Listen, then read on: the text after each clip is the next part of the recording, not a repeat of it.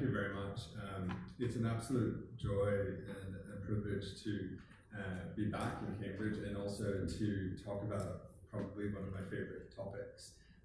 So this has a very special, I feel kind of like old and I feel very odd because so we were just, a friend and I were just talking, and so it turns out that I was here, arrived 15 years ago to do my graduate degree, and my PhD was about making an argument, a philosophical argument for a human right to health. And so it's really lovely to be asked to talk about human rights and health, and also that I'm working now for a while at the Global Health Ethics Unit at the World Health Organization, and that PhD that I wrote is something that the WHO is now using in its work, and so it just feels like all these really interesting things coming together. So thank you very much for this opportunity. So my talk, so are there any logistical issues? Can people hear me? Yes, you can hear me, everything's fine, all good. So if you can't hear me or if I am not being clear or anything like that, please let me know. I'd be happy to talk. I don't mind being interrupted, so it's perfectly fine. So the topic that I was asked to speak on is health and human rights generally, so it's a very broad topic. But what I'd like to do is give you essentially a quick and dirty state of the art of what's happening in the literature and the field about health and the right to health. And I'm going to focus particularly on the philosophical aspects of the human right to health. You are going to have lawyers coming soon who will tell you about the legal aspects. And I'm sure that there will be lots of people who use the language of human rights. And I want to just sort of more give you a very kind of deep dive into what's at stake in the actual concepts and the philosophy of human rights. Does that sound okay? Anyone want to leave? So let me, I'm just going to put my timer, not the timer, but the clock so that I know what's happening. So we have 45 minutes left, and then we have questions and answers. So let me get right to it. So what I want to start with is a picture that, how many of you are medics in the room? Excellent. And how many of you are doing something else with health? So generally a health stuff. So I'm going to start with something that you probably are familiar with, or you should be familiar with, or it will make sense to you rather than the philosophy bit, which is, let me see, great, this is working. So this is a slide that doesn't exist on the internet anymore, but it did, and it's a slide that was created by the Institute of Health Metrics in Seattle. And what it does is that at a certain point in time, it basically identified all the causes of mortality and morbidity on one slide. So this is a heat map where the heat, so when it's really red, that means that it's the leading cause, and it goes lighter, right? So basically what you have, you probably can't read it, is on the left-hand side, you have a list of diseases, and on the right-hand side, you have a global column, but then you have different regions, and then you have sub-regions. And so what you have here in this particular column is a global ranking of the leading causes of morbidity and mortality combined. So not only life years, life expectancy or life sort of years lost, but also the life years that are lost to morbidity as well. So that's the aspect of DALYs. I don't know how many of you have heard of DALYs or not, but let's just assume that there's a number, this thing that measures not only the number of years lost to a particular disease, but you can also measure how much morbidity per year that you lose to that disease, and you combine it. So the number one disease is sort of the heart disease as being a global thing, but as you go into different regions, you find that there is different stuff. So this is fantastic from a global health policy point of view, because you get a map of exactly what's killing human beings and what's killing human beings prematurely in the disease that's caused, right? And so this is what you want if you want to find out what to do, right? What's the problem in global health? the problem in global health is preventable morbidity and mortality. Here's a list of the rankings of what's sort of causing anything the most in the world, and then it's also by region. So why do we need human rights? Like, what's the point of adding human rights to this fantastic picture where you've been given a map essentially of what's killing human beings prematurely? What's human rights going to do for you? So this is all to the medics, right? This is all the people who understand sort of causes of disease and interventions. Why do we care about human rights, and what will it do for this? Any answers? I guess if we didn't have human rights, then everyone had the chance to be able to treat diseases, you get selective treatment diseases, and rather than universal attempts to treat everyone. So you think human rights give us equity, some sort of try to, like there's this idea that human rights would give us some sort of framework so that you don't arbitrarily hit these sort of diseases, or there should be a process or something. Maybe this helps to stop people making people they want to get healthier. Also, so prejudicial, like preferential treatment. And you think human rights is supposed to protect you or help you? Yeah, no, there's no right answer. I want to know what you think. Because this is, for lots of medics, this is sufficient, right? Yes. The idea that you shouldn't have to pay for healthcare as well. So, I mean, it's not the it's not just people who pay to get treated,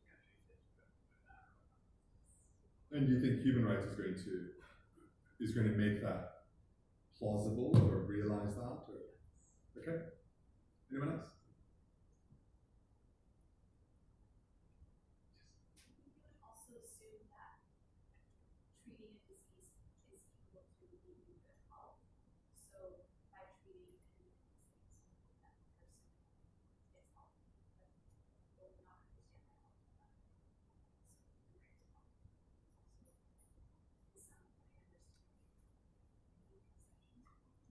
Right. So a human rights approach would give you a sense that health is not just the disease bit, there's something else about health. And you think that a human rights thing would give you that.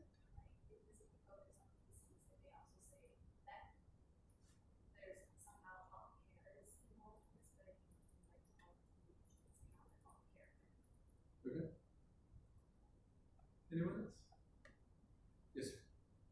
Could it be, following on from the literature side of things, perhaps an element of wealth? So you can see that malaria is a major killer in the poorest parts of the world there, whereas the places of the Western world and the more wealthy areas fall in blue. Likewise, for the question of nutrition, is this human rights way of sort of almost forcing hand and trying to remove this inequality, trying to put the wealthier powers, encourage them to do more to spread this wealth and help equality. Okay, that's interesting. So you think that something about the language, the concepts, the mechanisms, the instruments of human rights is going to help you sort of redistribute. Yeah. The disease or the resources? Resources to combat disease. Okay. So it's funny you say that. So this is, has anyone seen this before? So this is a graph produced by the same institution, the Institute of Health Metrics, which is that it tracks the funding for development assistance for health, it's called. So basically, when countries give funding through a variety of sources to address health issues in other countries, particularly developing countries, and what you see is that in 1990, the amount of money that's been going to development assistance for health was 7 billion, but over the period of 15, 20 years, that has increased significantly, right? So one of the reasons why you're hearing about global health all the time is that there's just more money in global health, right? And so there's a lot more money for research, there's a lot more resources that are going in. So you have significantly more resources that are going in. What you also see is that you'll see different players coming in. So what you see here is the Gates Foundation, which is essentially, as time goes on, is substantially increasing the money that's going into development health. And then different countries, so this is the United States, is actually flattening out over time, and we don't know what's happening more recently. But what's really important is that your argument that human rights will increase the resources, you kind of don't need it because it's already happened, right? So you have a map of all the diseases and the premature causes of premature mortality and morbidity in the world, and then you have a multiple sort of increase, the factor in terms of the amount of resources. So why do we need human rights?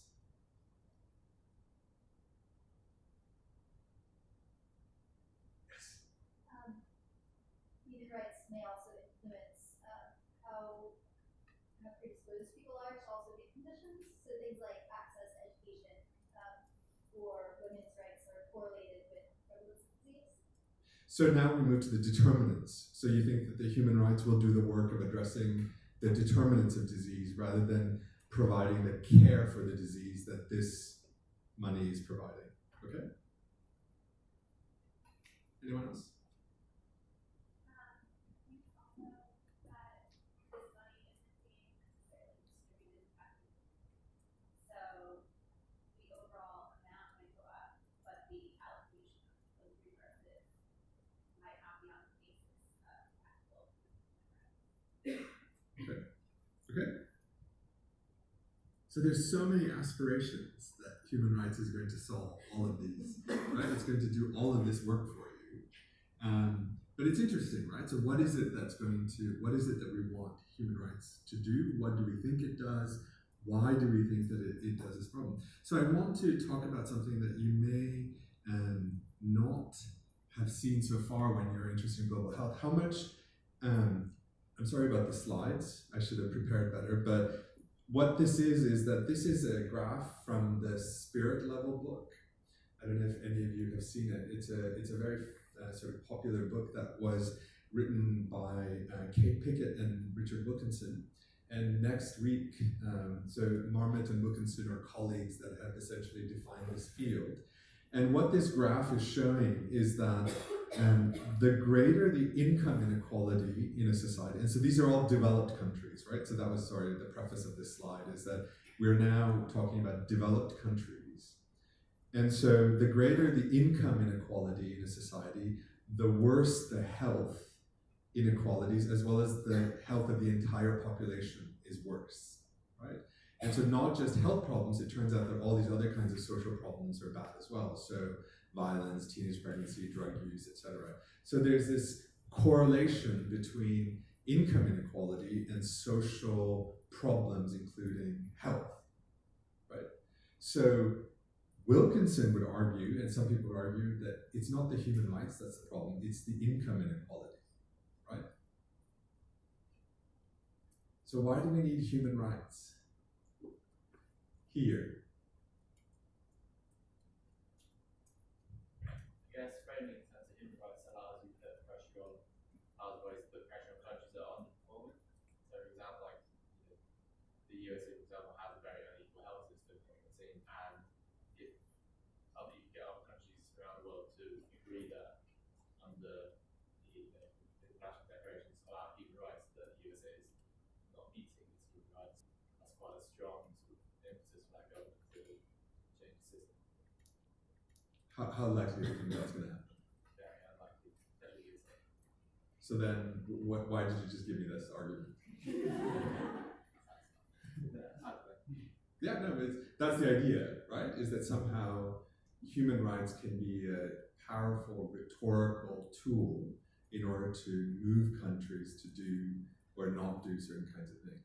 And perhaps we can use human rights to, USA, Portugal, UK, New Zealand, these are the most sort of poorly performing in terms of health outcomes, but also tend to be inequality. So there is, these are really, was there there was somebody else. Yes. I was just saying maybe that the, within a human rights framework might be able to explore why there's income inequality in the first place. And then from that, I mean, you mentioned that both of them would probably consider not human rights as the issue, but income inequality as it, but it's like a chicken or the egg kind of scenario. So next week I want you to ask Sir Michael Norman, what do you think about human rights? Let's see what he says. Yeah. But there's this thing of like, what is, like, he's basically like, what is human rights going to do? It's the stuff, right? Not the rights. So what I want to argue and what I want to show is that concepts matter a lot, right? So all this work that you want the human rights to do, there's a real question about whether it can do all of that, whether human rights, the right to health, or human rights in general, or human rights law, whether it can do all of the things that you want them to do. Equity, fairness, distribution, redistribution, framework, determinants, risk, rhetoric, advocacy, all of this stuff that you want human rights to do. Can it do it? Is it supposed to do it? Why is it that people expect to do it? But most importantly for me, it really starts with this idea that it's not the money that's the problem, it's the ideas that's the problem. It's more the poor ideas that I think is actually one of the more profound issues in global health, rather than the lack of money or the lack of technical solutions. It's actually the reasoning, and particularly reasonings about claims and rights and duties, and what is it that people have a claim to or not. And so basically my argument at the end of this, if you can walk away from this, the only thing I want you to walk away from is I need to think harder. Like, that's all. That's the only thing that, I would be grateful if you walked away from this about.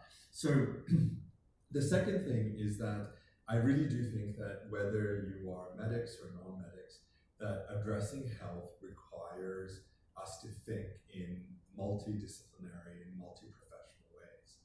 So it's one of those questions about, everything looks like a nail if you have a hammer, right? So it's the same thing in terms of the way that we approach health, is that most people who are trained in medicine think that health is about illness and curing of healthcare. But if you're an economist, people think it's all about money, right? So it's all about getting access and how do we, sort of maximally distribute the resources in order to provide as many people access or have as many cost-effective results as possible.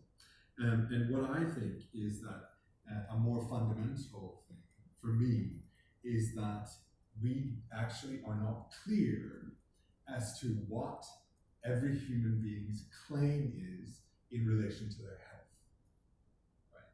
So if you just think about it, it's like, what can a citizen in the UK expect from their fellow citizens and their government regarding their health? And I think that's the first answer, and the politician will say, well, we have the NHS. Everybody gets the NHS and access to the NHS.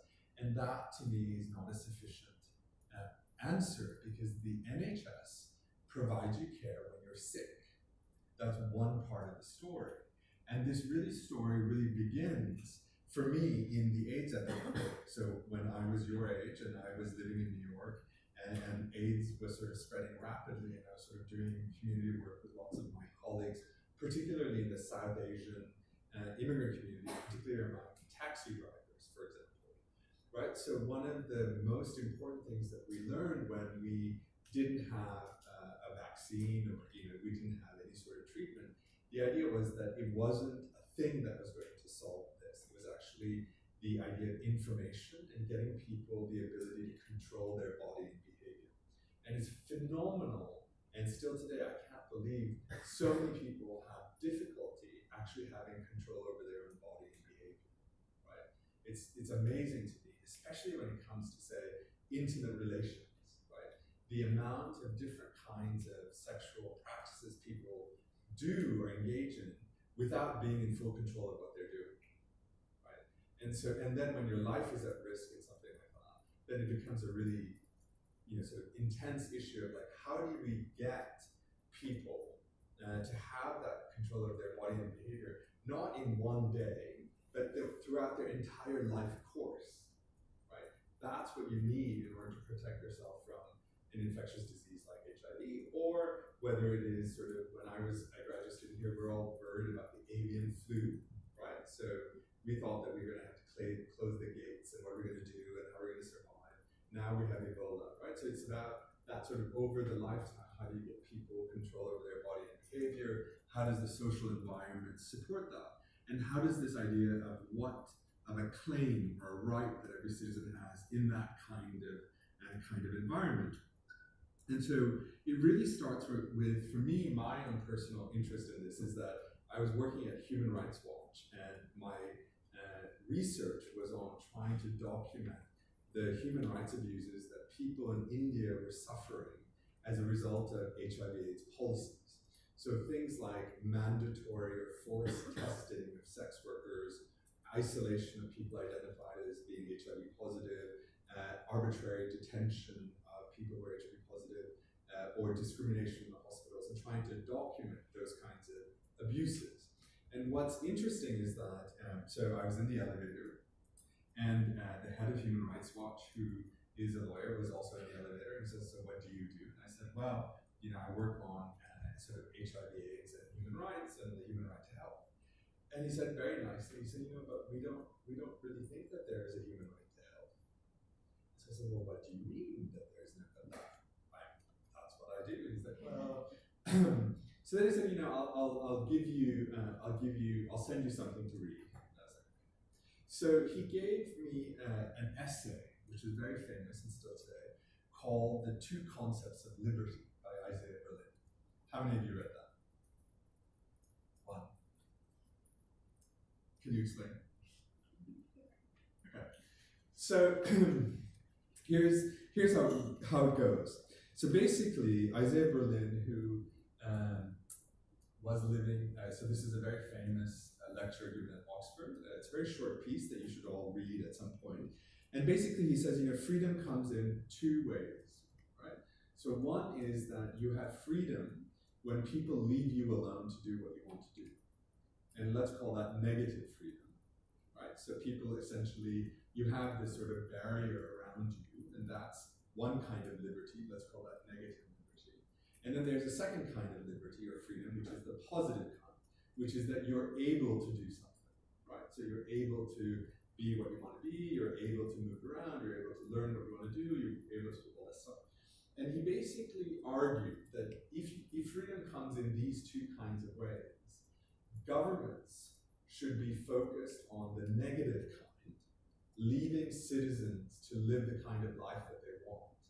They should not be doing positive freedom, because essentially, if that is the case, then governments and societies are making certain kinds of people, right? So if you are essentially sort of saying, we're going to help you do this and we're going to help you do that, but we're also not going to help you do this and not going to help you do that, that is essentially making human beings of a certain kind, and this is against a variety of different kinds of principles. What I'm interested in is actually the pre-legal bit, where before something becomes a law, what is the concept or the idea that say, this is so important that we want to make it into a law, that we want to put it into a law. Now the question is, where does that idea come from? Right? So how do you come up with that idea? What is that argument that you're going to make?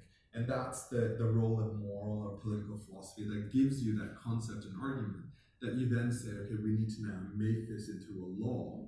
And many of our social sort of conflicts at present are about different people disagreeing about that pre-legal concept. And when we try to push it into law, then you have, very much like in the US, these fights over actually who gets to sit on the courts to arbitrate, because we're fighting about that process of whether something is going into law or not, and if it does, how do we bring it back and how do we push it forward.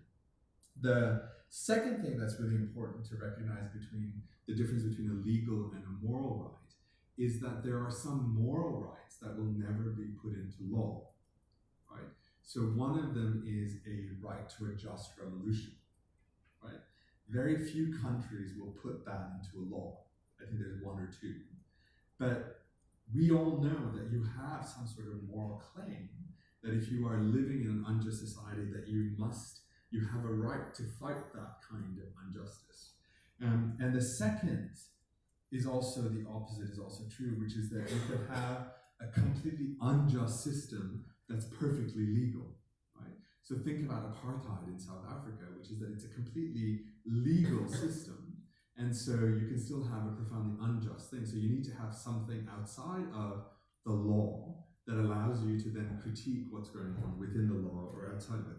But also beyond that, when we have conflict of rights, when we have conflict of laws, when we want to make sense of different kinds of competing approaches, we need to go beyond the law in order to be able to make this argument. So far, so good? All right.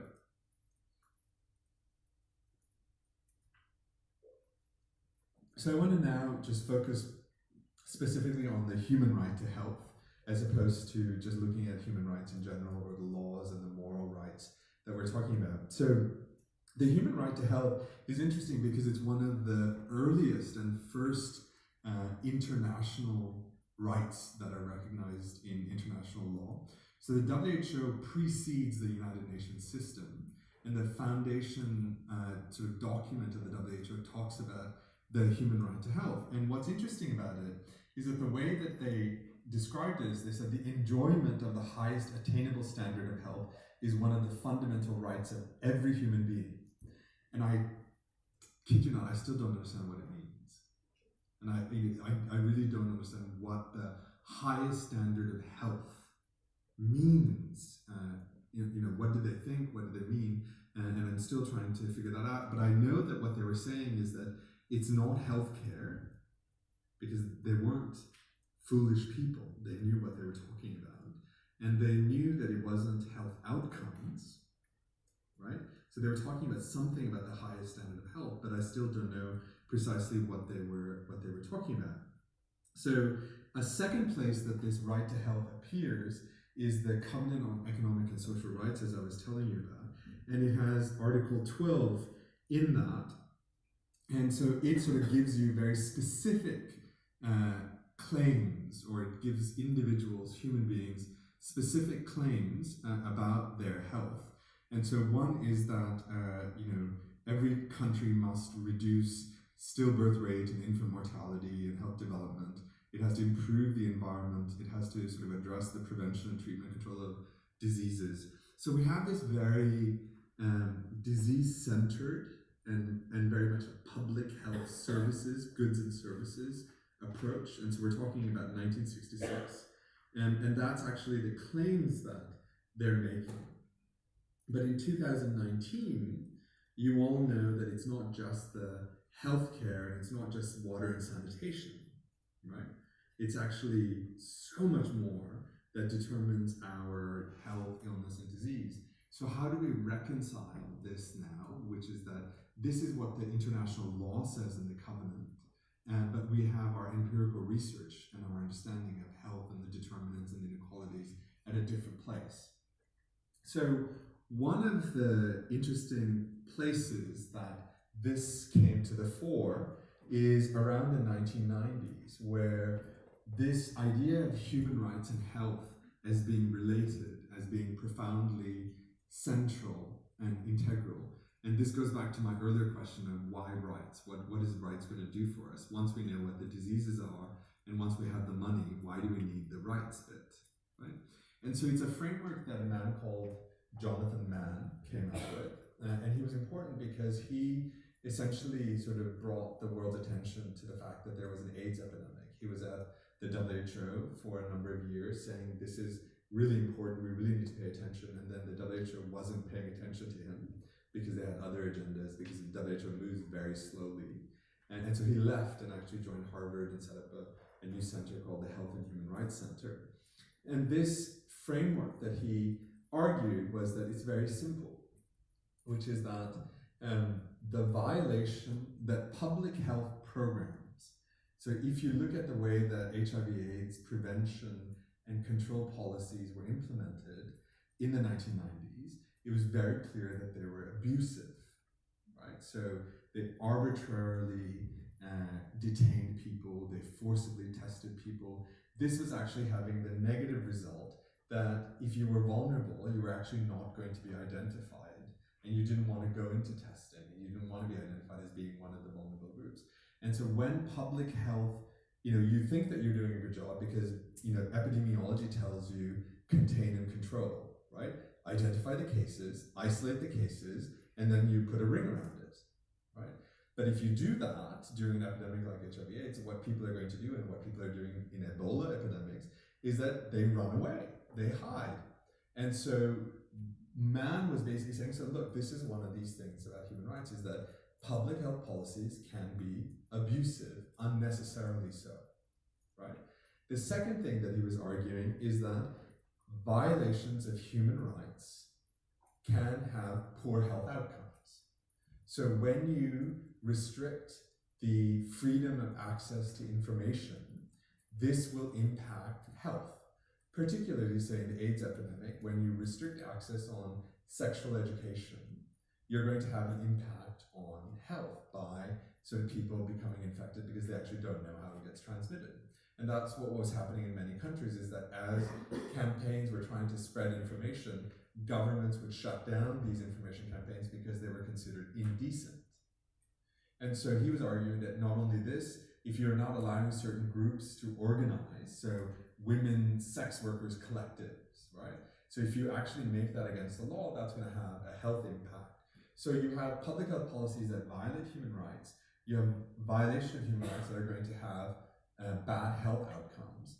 And so the real choice here, he argues, and this is the hypothesis, is that societies which actually protect and fulfill human rights will actually have better health, right? So it's actually, if you respect what we consider to be human rights, then you're actually going to have better health outcomes, which both the public health person wants and the human rights advocate wants. And so what we need to do is protect those human rights. Now the problem is that in 1996, 1997, when he put these frameworks, the philosophers at Harvard, the great and the good of the world, all came together, and they said, it's a really great idea, but these things called human rights are really unjustifiable, right? Where did they come from? A bunch of people sat around the table and said, I think a right to food would be a really good one. How about you? What do you think? Like, oh, well, a right to education would be a really good one. A right to vacations is a really good one, right? But these are really important because if you work all the time, somebody says, human beings need to stop working once in a while, so they need to have a right to vacation. So the philosopher said, where is the theory for this? Where is the framework for all these lists of human rights? So, without a theory, without a framework, without telling us which is more important than the other, these are all just essentially a list of things that you think are really good for people to have. And so, really, we need a theory of human rights.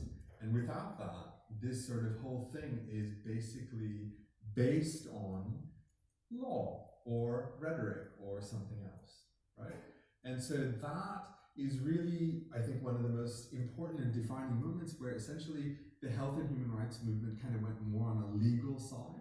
So you will see a lot of the literature from the 1990s onwards from more of a legal perspective, talking about this is what the law says, and as a result, this is what must happen, or this is what's been violated and wrong, rather than a more of a robust philosophical reasoning about what is all this work that we want human rights to do, and what can it do, and whether it cannot do or not.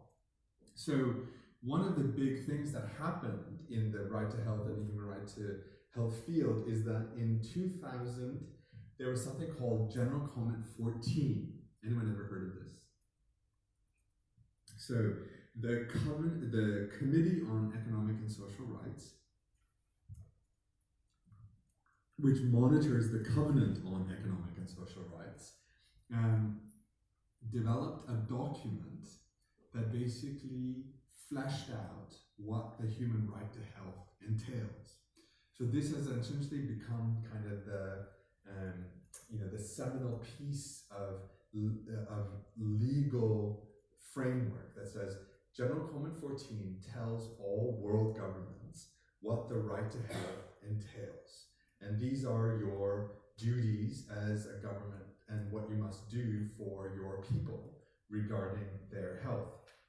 So I won't go into it, but what it does is that it essentially brings a lot of these different kinds of ideas together. It is a right to healthcare. It is a right to prevention of epidemics. It is freedoms of association and information. It is access to different kinds of public health goods and services. And so when I first read it, didn't understand how it all holds together. From a philosophical point of view, I want a nice starting presumption, I want sort of an argument, and I want to see reasons why they build up, and then I want to see it going all the way forward. This didn't look like that to me. And I didn't understand why and how does it make sense and how do you defend it, right? So as opposed to saying, this is what international law is, and General Comment 14 is some sort of kind of international law because it comes from the UN system, it comes from the committee. What I was more curious about is that how can I explain it to someone? How can I justify it? When somebody says, this is rubbish, how am I going to be able to defend it by saying that this is the law, right? That's what you need. You need to be able to say, well, it's not just the law, here's the coherence, here's the reasoning behind it.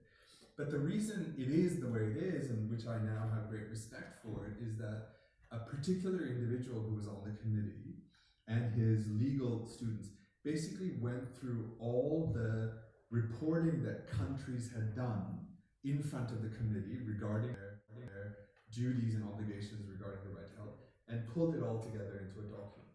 So what he didn't want is that some country to say these are all aspirational claims. What he can say is that actually these are all things that countries have reported to us as things that they have done as a result of sort of respecting the right to health in their country. And so this is essentially a doable sort of piece of sort of framework that you want to do. But that doesn't give us what we are looking for when we want to do more of the rigorous reasoning. So you can go through the General Comment 14 approach where you say, this is what General Comment 14 says, and so therefore this is what every country must do. But if you're looking for more of the reasoning, like I said, that we need to be able to explain to people around the world what is a right to health, where does it come from, why is it important, instead of saying, this is what the law says. What we need to know is that we need to be able to explain what's the sort of debates that are going on. So you've got the negative freedom and the positive freedom, and how do we bring these two together? We have to be able to have a theory of human rights that brings us a sort of a sense of why do we believe in human rights, where do they come from, how do we justify it? And in public health, we have this other tension, which is that we often use the word human rights when it comes to a minority, right? So we tend to sort of say, this group of people are either being neglected and they need to be given attention, or when public health policies are being used or being implemented in the name of the greater population's good, we sort of say, oh, but what about the rights of those few people who are going to be hurt as a result of this? So, for example, we isolate the few people for the greater good of the many, right? And the people's rights are being violated. And so we have this tension about how the concept of rights seem to be actually sort of going against this public health approach that we need to figure out. But where are also these questions about, the sources of the rights that we want people to have, including the right to health. But also, this is more going into philosophy, and I don't know how many of you are philosophers here, is that we actually don't know what we mean by the concept of a right, right? So it's sort of this idea that we basically have this sense that when I say I have a right, it means that I have a right to something, right? And we think, oh, this is easy. I have a right to be free, or I have a right to this piece of candy, or I have a right to this land that I bought. But it turns out that rights can also have lots of other kinds of stuff. You have a right to be left alone. You have a right to do something or not to do something, right? So it's also a privilege of some kind. So it turns out that when we actually start thinking about the language of rights and the concept of rights, it's not that simple one, I have a right to something. And so how do we then reconcile these sort of philosophical parts about the definition of rights with our concern for human rights, and specifically around health.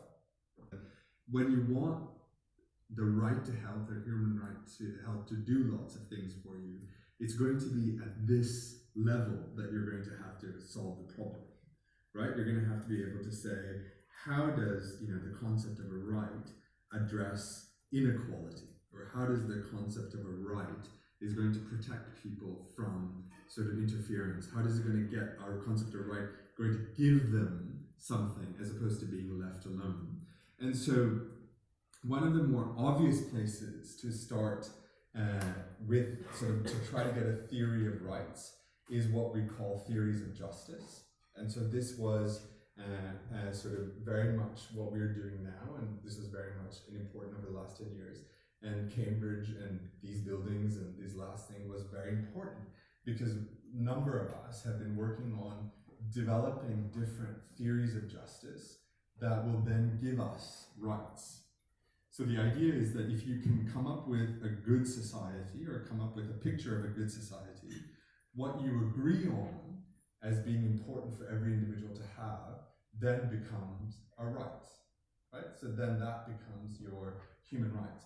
And so the concept of human rights is, if you can think of a good global society, then what you think of as being important for every individual to have on a global level are then human rights. And there are great debates, there are continuing debates, and it tends to be that these are essentially some sort of schools, right? So which school are you from, and which school are you from, and who's your supervisor, and who's your supervisor, and so we tend to be in these kinds of debates amongst each other about which of one of these theories is more coherent, more justifiable, which rights come out of this one, which rights come out of that one. Some don't even have rights at all, right? And how do we disagree on it? And so that's where we are today, is that we are at the point of acknowledging that there's something called human rights, and you get there from a variety of different theories. And some of these people argue that it's health, and a right to health looks at in different ways. So what's happening now, and so as I come to the conclusion, is that there are currently some very frontier issues, like I was saying, is that we've got a sense of how these different theories of justice give us rights, and the human rights or a right to health. But now we have these problems that we are trying to solve, that we're sort of working on. So what happened in the 1990s, if you actually look at it, if you're interested in health, is that 90s was a huge sort of decade of human rights. And this is really important because of lots of political reasons. Something important happened in 1989. Anyone take a guess? Yeah, so the fall of both the Berlin Wall and the USSR, which meant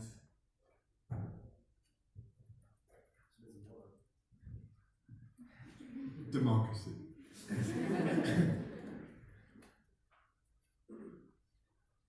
So the idea was that after 1989, it was democracy has won, and there's going to be global democracy.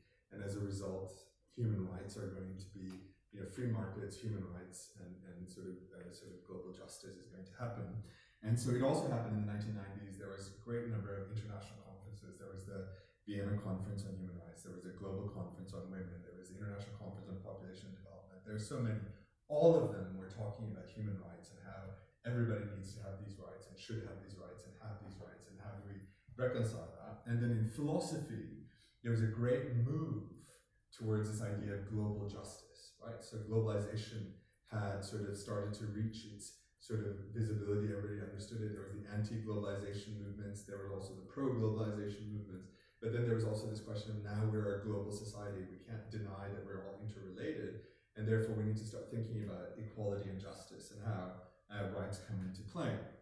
And there's a particular brand of philosophy called cosmopolitanism, which is sort of a radical view that everybody is equal in the world.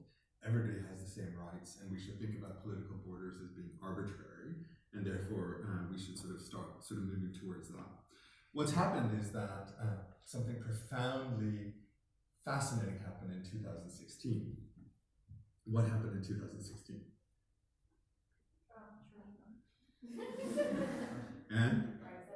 And So lots of things happened in 2016. But those are the two biggest things that happened in 2016. But there's also Hindu fundamentalists won in India, largest democracy in the world. Brexit happened, which sort of essentially withdrawing and questioning the European Union. The far right almost won in the Netherlands. Italy, France are also unstable. US, Trump wins. So what we thought of in global health, that sort of move of money towards development assistance for health, this idea that global health is all about cooperation, it's all about sort of our common interests, has suddenly now completely broken down, right? So everybody's moving back into national territories. The idea of multilateralism has been questioned. And so essentially global justice and cosmopolitanism are no longer assumed to be the logical next phase of our world. So now the question is, where are human rights, right? What's going to happen to human rights? What's going to happen to the human right to health? And this is what's so interesting for me being at the WHO right now, is to see what does the WHO look like given this breakdown of multilateralism, given this lack of sort of governments are no longer willing to sort of incorporate sort of mutual exchange. They want to know, what's my national interest? How do we keep that threat over there? What's happening to my money? How much impact can I have? Show me the results of what my donation is going to be. So now the question is rights. Where is the rights bit, right? So there's so much of that potential that we have about rights being able to explain things, the rights being able to bring sort of a new kind of understanding about equality in the world, that's all suddenly being pulled away. And now we have to think about, how do we build the future, and how do we bring rights back, and what's the way that we should conceptualize rights, continue to conceptualize rights so that it makes sense. We don't keep telling it's because it's the law, but actually to be able to explain to people, to each other around the world, why rights are important, what rights are, and what the right to health does. And it's not just about healthcare, right? And it's not just about public health goods and services, but it's also about the conditions that help us be healthy.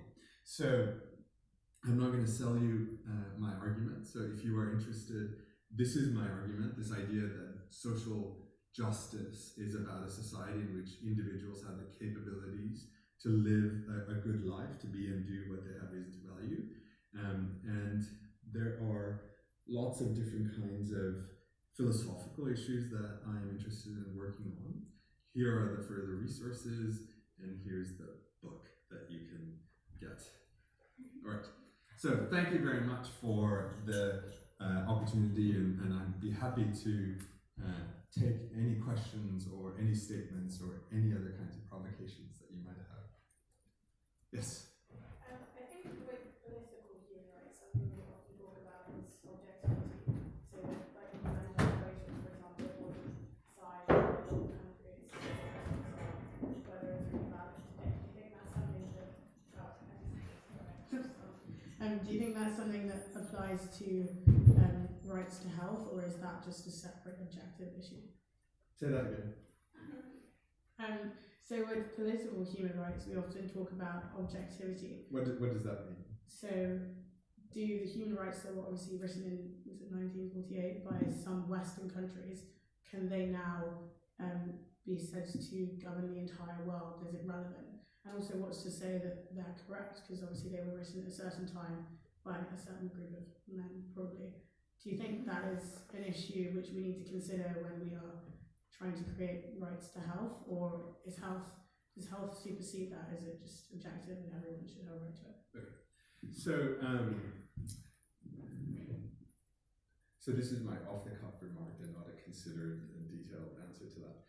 I think that your critique that the people who wrote human rights law in the 1950s and 1960s are not fully representative of the global population today.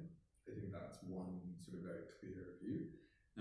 And the question that you're asking is, you know, did those people have the right view of what was needed then, and do they have the right view of what's needed now? And I think that the question is not necessarily just for those people who wrote human rights law, but we could say that to anybody who wrote laws particularly our basic constitutions. So the question is, do we have, what are our resources to be able to either critique what was gone before? And my way of doing political philosophy is a way to engage with that and to be able to say, this is what they had in mind. This part was right, but these parts were not right. Yeah. And so that's how I engage with it. You might engage with it in a different way. You might take cases to court and say, that was a misunderstanding. This is the right way to understand it, or something like that. So I don't think health is objective. I don't think the right to health is an objective. Here's the 5 things that a right to health has, and that's the way that we should apply it. I think the right to health should be sort of generally similar around the world, but it's not the exact same thing. So the health issues for a woman are not the same as the health issues for a man or a child. And so they're not objective in that sense. They are relative to where you are in the life course, and they're reflective. And they also impact where you are in the world, because the environment affects your health. And so you have to be able to think about the right to health in relation to the social and physical environment. So that kind of finessing about what the right to health means in a particular location to a particular group, I think requires a non-objective approach. I think it requires a particular kind of reason. Does that? Somebody needs to pick the question. So yeah, in the back, you didn't say anything before.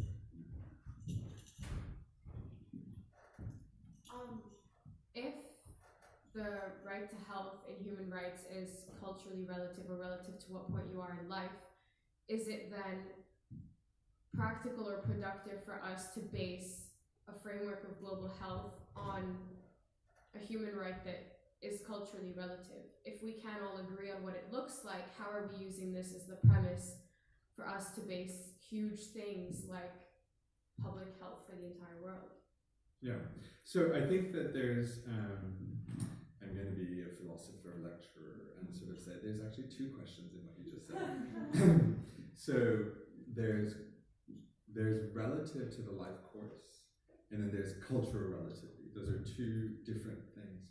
And so the thing that I'm working on right now is what claims can older people make regarding their health. Yeah, and it's a fascinating project for me, because most societies essentially dismiss the claims of older people, thinking that their poor health is a natural event, or that they've had their fair chances and we need to focus on the young, right? And so there's, I think, something not right in that, and so we can actually see something of that. So what standard do we use to consider the claims that older people have regarding their health?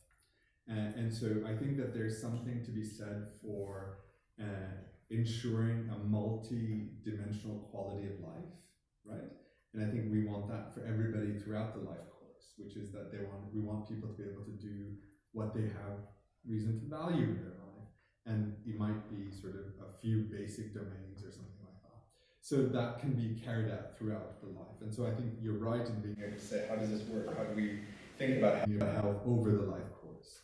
And so many of you have to be able to make this your judgment about like where you are on the life course and what does that mean, and how do you decide whether someone is sort of not healthy or healthy or something like that. So that's something that has to come from basic science, but it also has to come from our understanding of a particular location and what's considered to be healthy and what's not, and also thinking about sort of what I hope you're going to listen and take away from you today is sort of this idea of, well, we shouldn't necessarily think that what's natural isn't necessarily true, and we think about inequalities. The cultural relativity bit is a much more complicated one. So for example,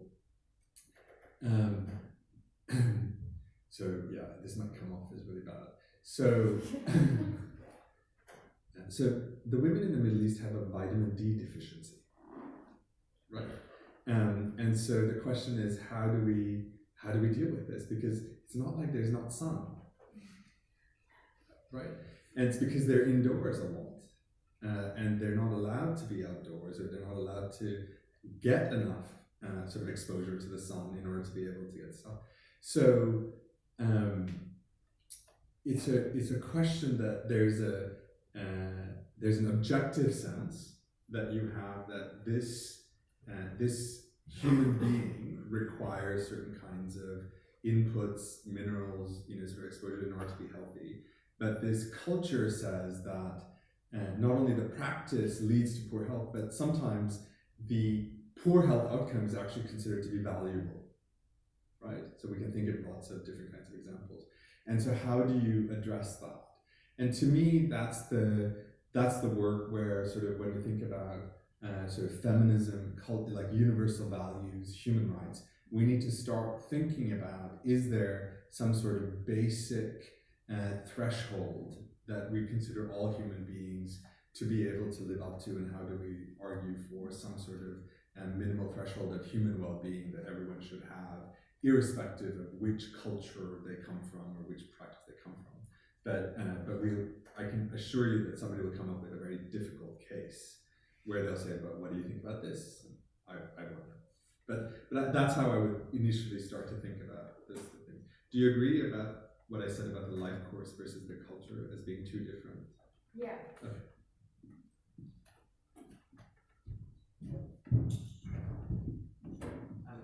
I just in that answer to your question, I didn't understand what you meant when you said about the poor health outcomes could be considered valuable. Like what would be an example of that? Can someone else watch? Can someone give me an example of a poor health outcome that's considered valuable? In China a while ago, when they used to like find women's feet and stuff like that because it was essentially busy, but obviously really bad for And like FGM. and Waist trainers. and Selective abortion. Giving men over women. Top surgeries. Or really basically more like where being big and being overweight is seen as more socially. Well, yeah, well, if you're overweight, you're wealthy. If your child is plump, they're healthy. Yeah.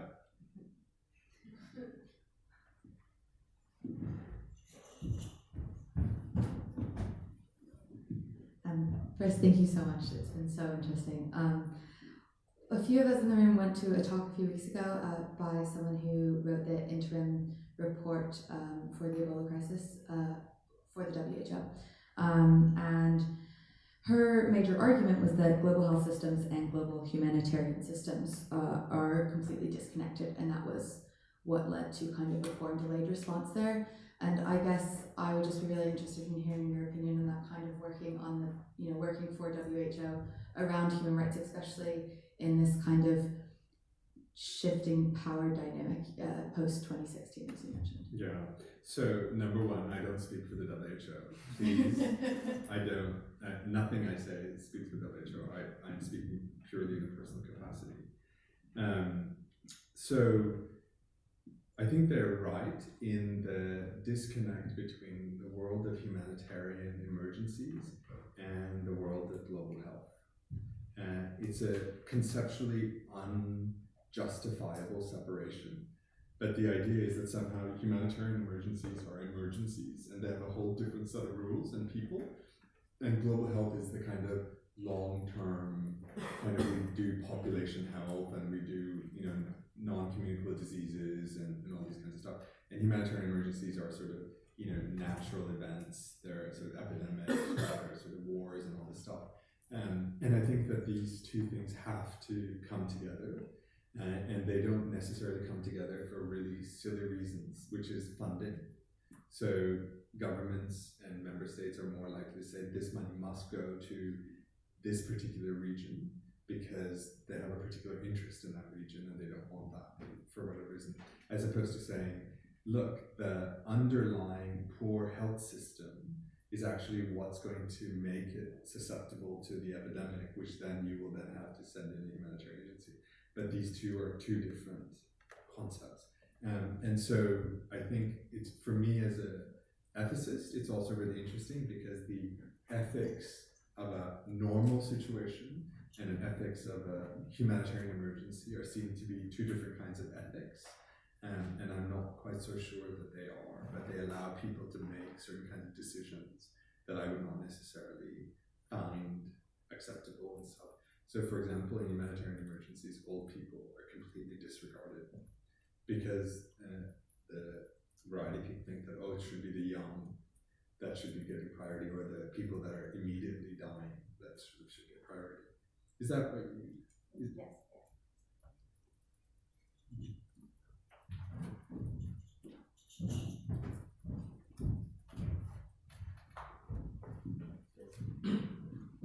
Yeah, so you mentioned a little bit already about the kind of post-2016 era and how the recent changes around the world have shaken up the assumption that kind of global equity and all this is the right thing to be doing. And I was wondering just kind of, are like, you know, within these international bodies that regulate health and humanitarian crisis and all that, are there actually kind of tangible changes, or have you noticed, are you aware of changes in the way that they're operating or the way that they're kind of, the assumptions they're making? No, they're very visible. I mean, I think that, so, you know, just look at the biggest funders in the international health or global health arena, and you will see a significant seismic shift. So, for example, the US government and its shift in its now new rules and approaches about what it will fund and what it will not fund. So, for example, it's drastically affected the health programs that address sexual health of girls and women, or reproductive health in girls and women, what they can talk about, what they can't talk about, what they offer. And if you talk about that, then all of your funding for everything else also gets removed.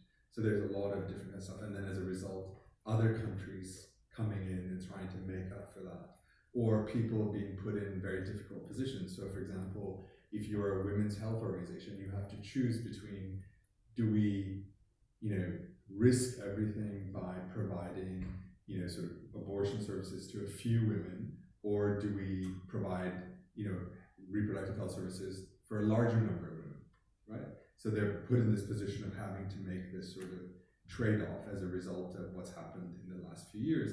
But I also think that this has affected, so I gave a talk at the European Humanitarian Organization. It has a very odd name, sorry, I forget. No disrespect to. So essentially, with the US retreating in global health and humanitarian interventions, with UK retreating from the EU and stuff, the EU Humanitarian Organization has become the leading humanitarian organization in the world. And suddenly, there's 5 famines, there's like 3 cyclones, and there's a bunch of wars happening.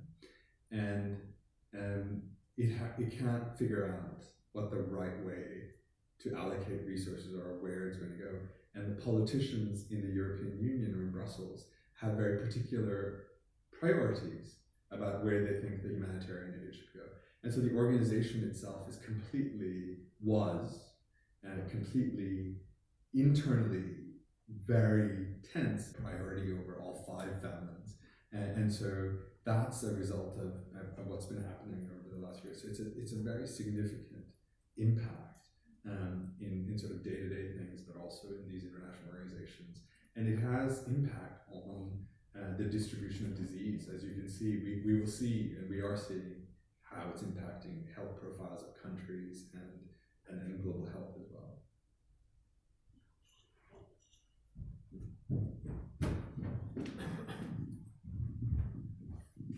Thanks. You talked about some of the practical consequences, but in terms of the discussion, I mean, with the UN and to a lesser extent the WHO being organisations that are beholden to sovereignty and that are beholden to that stuff, do you think those are the places to really push forward the conversation on human rights, or do you think that it's going to have to be external people and organisations too that actually push this forward?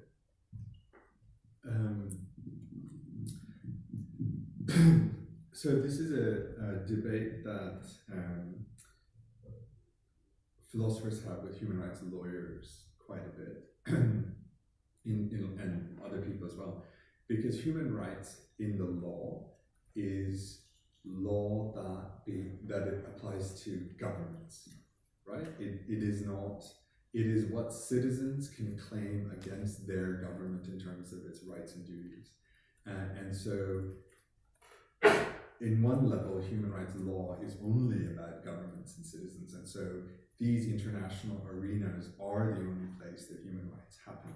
There's a whole other world which is all about human rights on daily practice, right? So, it's about empowerment, collective action. You know, how do you get a bunch of sex workers to realize that they have moral claims against their, you know, sort of communities, or, you know, sort of how do they realize that they have certain kinds of rights and all this stuff? That's one kind of stuff. But then there's also, you know, this whole work that we need to do about human rights is not just legal rights, but moral rights. So how do we get international actors, as we can now call them, so companies that are transnational, philanthropists that are global, who are called super citizens, I don't know if you've heard this term, and how do you get them to start recognizing these borders about rights and obligations in terms of individuals and accountability and what you can and can't do. So we have a lot of work to be done. So there's a lot of work everywhere, really. I don't think it's an either or. I think it's much more of a, we have lots of different levels that we need to be working on just to get the basic concept that human beings are the center of what we care about, and they have different kinds of moral claims.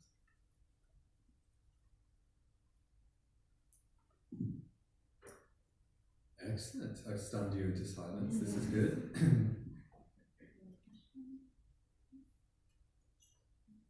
Yeah, that's all right. You don't have to come up with any more. All right. Well, thank you very much. It's been a great privilege. I hope you enjoy the rest of the series. I'm quite jealous that I'm not around to come and see them, but give them a hard time.